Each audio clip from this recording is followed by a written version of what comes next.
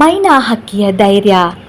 ಸುರಂಗದ ಕಾಡಿನ ದೊಡ್ಡ ಜಾಮೂನಿನ ಮರದಲ್ಲಿ ಮೈನಾ ಹಕ್ಕಿ ತನ್ನ ಗಂಡ ಶ್ಯಾಮ್ ಹಕ್ಕಿ ಮತ್ತೆ ಎರಡು ಪುಟ್ಟ ಮರಿಗಳ ಜೊತೆ ಗೂಡನ್ನ ಮಾಡಿಕೊಂಡು ವಾಸಿಸ್ತಾ ಇದ್ಲು.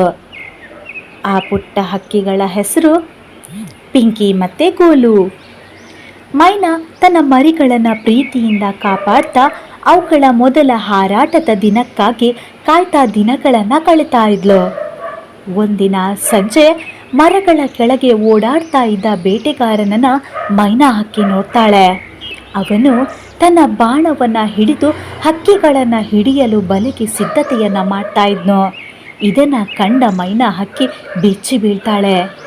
ನಾನೇನು ಮಾಡ್ಬೋದು ಅಂತ ಆಲೋಚಿಸ್ತಾಳೆ. ಆದರೆ ತನ್ನ ಕುಟುಂಬವನ್ನು ರಕ್ಷಿಸಬೇಕೆಂಬ ಧೈರ್ಯ ಅವಳ ಮನಸ್ಸಿನಲ್ಲಿ ಬೆಳೆಯಿತು.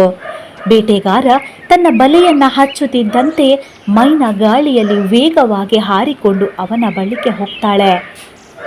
ಒಮ್ಮೆ ಅವಳ ರೆಕ್ಕೆಗಳು ಬಲೆಗೆ ತಾಕಿದ್ವು.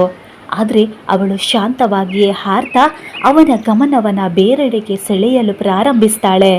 ಹೀಗಾಗಿ ಬೇಟೆಗಾರನು ಗೂಡಿನ ಕಡೆ ಗಮನ ಹರಿಸದೆ ಮೈನಾ ಹಕ್ಕಿಯ ಹಾರಾಟವನ್ನು ನೋಡುವಂತೆ ಮಾಡ್ತಾಳೆ.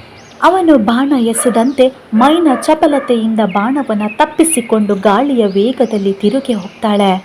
ಇದರಿಂದ ಬೇಟೆಗಾರನಿಗೆ ಅವಳನ್ನು ಹಿಡಿಯಲು ಸಾಧ್ಯವಾಗಲಿಲ್ಲ. ಕೊನೆಗೆ ಕೋಪಗೊಂಡ ಬೇಟೆಗಾರನು ಅಲ್ಲಿಂದ ಹೊರಟು ಹೋಗ್ತಾನೆ.